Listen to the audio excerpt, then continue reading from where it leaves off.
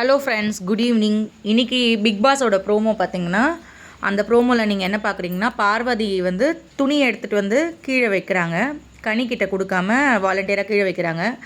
அது டென்ஷன் ஆகி கனி என்ன பண்ணுறாங்கன்னா, அங்கே போய் ஹவுஸ்மேட்ஸ் கிட்ட போய் கம்ப்ளைண்ட் பண்ணுறாங்க.